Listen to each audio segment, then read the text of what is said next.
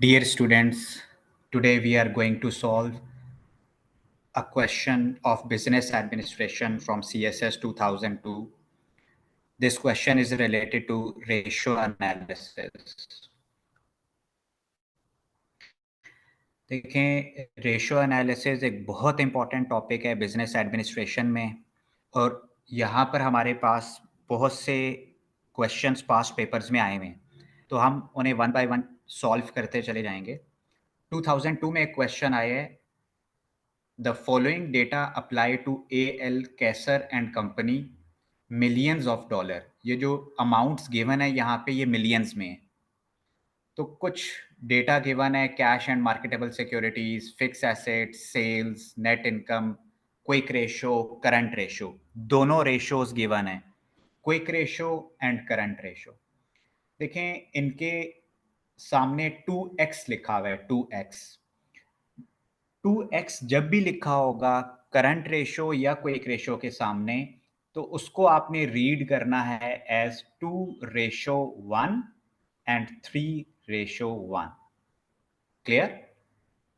उसके बाद हमारे पास average collection period 40 days, average collection period हमारे पास 40 डेज हैं। फिर रिटर्न ऑन इक्विटी 12%, ये डेटा हमारे पास गिवन है।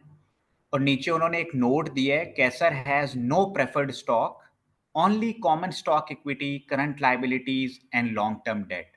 ठीक है, ये उन्होंने एक एडिशनल इंफॉर्मेशन दी हुई है कि इस कंपनी में जो इक्विटी है उसमें सिर्फ कॉमन स्टॉक इक्विटी है और उसमें कोई कंपोनेंट नहीं है। फिर नीचे रिक्वायरमेंट है, सबसे पहले है अकाउंट रिसीवेबल। हमें अकाउंट रिसीवेबल कैलकुलेट करना है, तो हम स्टार्ट करते हैं रिक्वायरमेंट नंबर 1 से, जिसमें हमें अकाउंट रिसीवेबल कैलकुलेट करना है। देखें, सबसे पहले हमें यह देखना है कि इस डेटा में जो डेटा गिवन है, कौन सा ऐसा फॉर्मूला यूज हो सकता है जिसमें अकाउंट रिसीवेबल गिवन हो। तो एवरेज कलेक्शन पीरियड जो है ना, एवरेज कलेक्शन पीरियड, इसका जो फॉर्मूला है एवरेज कलेक्शन पीरियड का, या इसको अकाउंट रिसीवेबल डेज रेशो भी कहते हैं। ठीक है, इसका एक फॉर्मूला है जिसमें हमारे पास अकाउंट रिसीवेबल यूज होता है। यहां पर हम आंसर इसका लिखते हैं, पहले फॉर्मूले से स्टार्ट करेंगे। Average collection period is equal to account receivable over sales into 365। अच्छा, अब क्वेश्चन में एवरेज कलेक्शन पीरियड गिवन है 40 डेज, तो हम एवरेज कलेक्शन पीरियड की जगह 40 लिख देंगे। अकाउंट रिसीवेबल हमें कैलकुलेट करना है, वो गिवन नहीं है क्वेश्चन में। देखिए, सेल्स गिवन है, 1000 मिलियन डॉलर सेल्स हैं। ठीक है, अब फॉर्मूले में क्रेडिट सेल्स यूज होता है, फॉर्मूले में क्रेडिट, लेकिन यहां पर बाइफर्केशन नहीं दी हुई कि ये क्रेडिट सेल्स हैं या कैश सेल्स हैं। अगर ऐसा क्वेश्चन आए जहां बाइफर्केशन ना दी हुई हो, तो जो भी सेल्स गिवन होती हैं, ठीक है, उनको क्रेडिट सेल कंसिडर किया जाता है।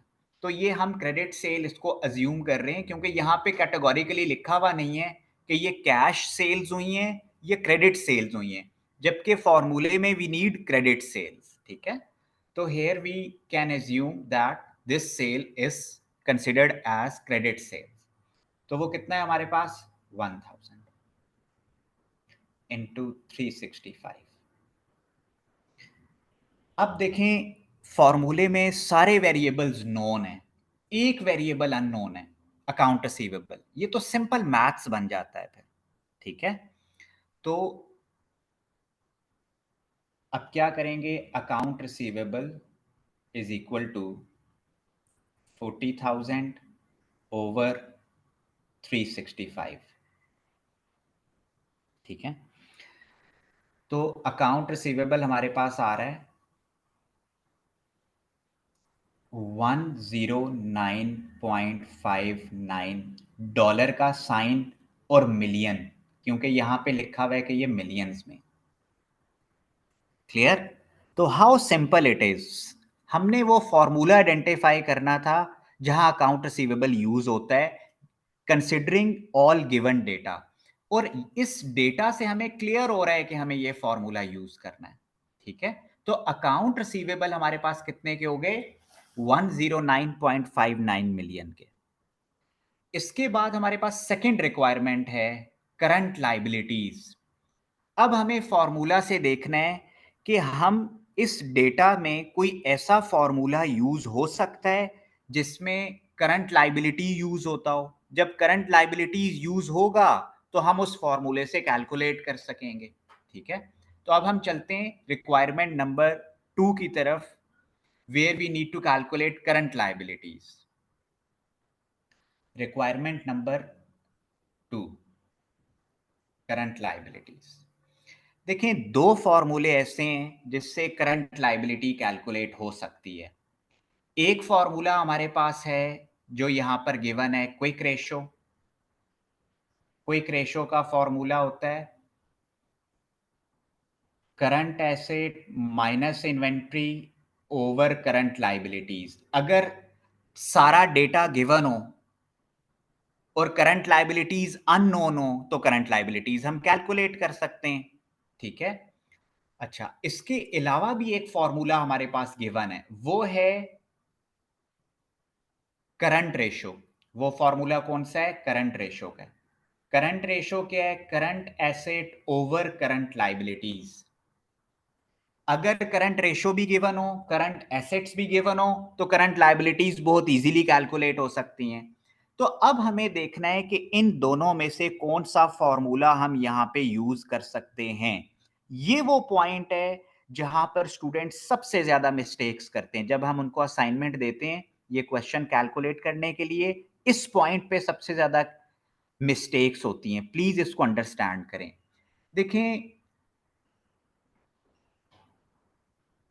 हम यहां पे करंट रेशो वाला फॉर्मूला यूज नहीं कर सकते, क्योंकि करंट रेशो का फॉर्मूला अगर हमें यूज करना है तो हमारे पास करंट एसेट्स होने चाहिए, करंट एसेट्स। अब देखें, एक करंट एसेट क्वेश्चन में गिवन है, वो चलो हम यहां पे लिख लेते हैं। एक करंट एसेट अभी हमने कैलकुलेट किया है, अकाउंट रिसीवेबल, ठीक है। फर्स्ट रिक्वायरमेंट में हमने कैलकुलेट किया। अब हमें यह देखना है क्या इसके अलावा कोई करंट एसेट इस कंपनी में है।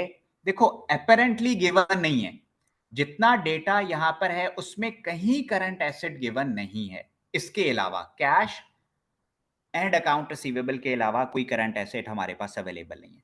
लेकिन जब क्वेश्चन में क्विक एसेट भी गिवन हो और करंट एसेट भी गिवन हो, तो एक चीज क्लियर हो जाती है कि इस कंपनी की इन्वेंट्री अवेलेबल है।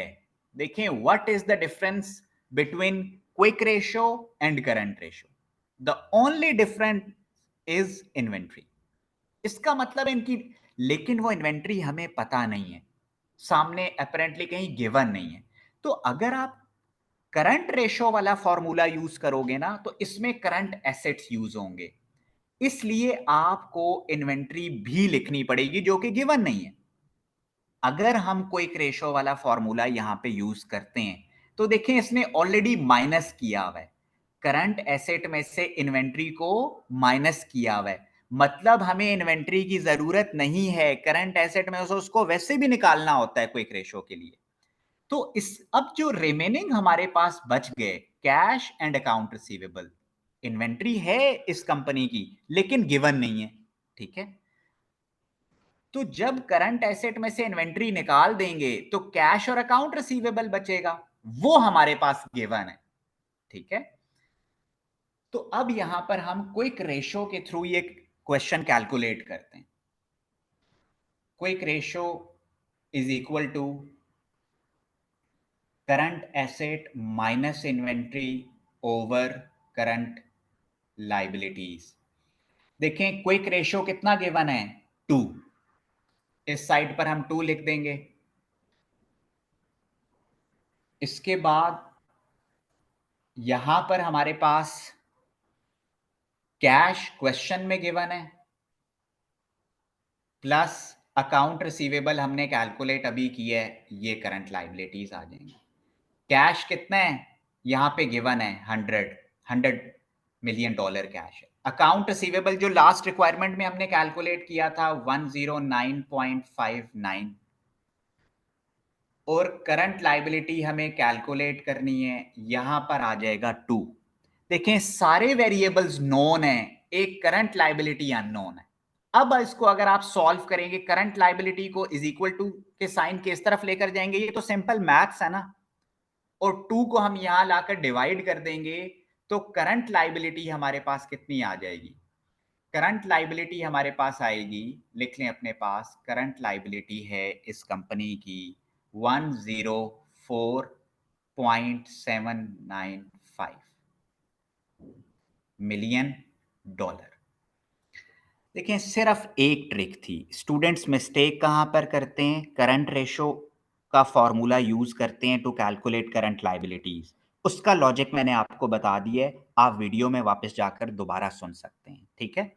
सो ये था रिक्वायरमेंट नंबर 2, जहां पर हमें करंट लाइबिलिटीज कैलकुलेट करना था। अब हम चलते हैं रिक्वायरमेंट नंबर 3 की तरफ। रिक्वायरमेंट नंबर 3 हमारे पास क्या है, करंट एसेट्स। अब हमें क्या कैलकुलेट करना है, करंट एसेट्स, ठीक है। करंट एसेट, ये रिक्वायरमेंट नंबर 3 है, where we need to calculate current assets. Current asset कैसे कैलकुलेट होंगे, कौन सा डेटा ऐसा है जिसमें करंट एसेट का अकाउंट यूज होता है, वो है करंट रेशो। तो हम यहाँ पे करंट रेशो का फॉर्मूला यूज करेंगे, which is very simple, current asset over current liabilities. Current ratio कितना है, 3। करंट एसेट हमारे पास गिवन नहीं है, हमें कैलकुलेट करना है, और करंट लाइबिलिटीज अभी हमने कैलकुलेट की है 104.795। तो अब देखें कितना सिंपल है, 104 को इक्वेशन के उस तरफ लेकर चले जाएं इज इक्वल टू साइन के, तो 3 से वो मल्टीप्लाई हो जाएगा। तो करंट एसेट हमारे पास कितने आएंगे, करंट एसेट हमारे पास आएंगे 314,385 million dollar. Clear how simple it is. तो ये हमारे पास थर्ड रिक्वायरमेंट थी करंट रेशो की। इस यहां डिवाइड हो रहा है, यहां जाकर 3 से मल्टीप्लाई हो जाएगा, तो जब 3 से मल्टीप्लाई होगा ये आंसर आ जाएगा। ये हमारे पास आ गया करंट एसेट। अब हम चलते हैं रिक्वायरमेंट नंबर 4 की तरफ। Requirement number 4, where we need to calculate total assets. Total assets का फॉर्मूला क्या है, टोटल एसेट्स डेफिनेटली जो डेटा हमारे पास गिवन है, current assets plus fix assets is equal to total assets. Fix assets को नॉन करंट एसेट्स भी बोलते हैं। तो करंट एसेट्स जो हमने अभी कैलकुलेट किए हैं, ठीक है, वो है 314, जो लास्ट रिक्वायरमेंट में कैलकुलेट किया था 314,385। अब हमें कैल अभी गिवन है फिक्स एसेट्स, क्वेश्चन में हमारे पास गिवन है, ये देखें ये फिक्स एसेट्स हैं 283,283.50। तो इन दोनों को जब ऐड करेंगे तो हमारे पास क्या आ जाएगा, हमारे पास टोटल एसेट्स आ जाएंगे। और टोटल एसेट्स कितने के बनते हैं, 597.88 मिलियन डॉलर। देखें कितना सिंपल है, अगर हमारे कॉन्सेप्ट क्लियर हैं, कुछ भी नहीं, क्वेश्चन से हमने इंफॉर्मेशन पिक की है, यहां पर हमने प्लग इन कर दी है। तो ये था रिक्वायरमेंट नंबर 4। अब हम चलते हैं रिक्वायरमेंट नंबर 5 की तरफ, which is return on asset. Requirement 5 है रिटर्न ऑन एसेट। देखिए रिटर्न ऑन एसेट का सिंपल सा, रिटर्न का वर्ड जब भी यूज हो जाए ना, रिटर्न, तो प्रॉफिट आपके माइंड में आना चाहिए कि यार ये कहीं प्रॉफिट की बात हो रही है। तो रिटर्न ऑन एसेट का बहुत सिंपल फॉर्मूला है, net income over total assets, ठीक है, इनटू 100। नेट इनकम क्वेश्चन में गिवन है 50 मिलियन डॉलर। टोटल एसेट्स अभी हमने कैलकुलेट किए हैं लास्ट रिक्वायरमेंट में 597.8 इंटू 100, तो हमारे पास आंसर कितना आ रहा है 8.3%।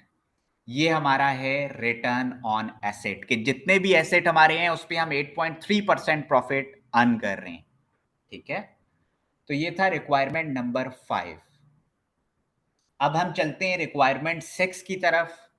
रिक्वायरमेंट 6 है common stock equity. Common stock equity, देखें अब हमें अगेन यहां पर देखना है कि ऐसा कौन सा फॉर्मूला या कौन सा डेटा गिवन है जहां से कॉमन स्टॉक इक्विटी निकल सकता है। देखें कितना क्लियर लिखा हुआ है, रिटर्न ऑन इक्विटी।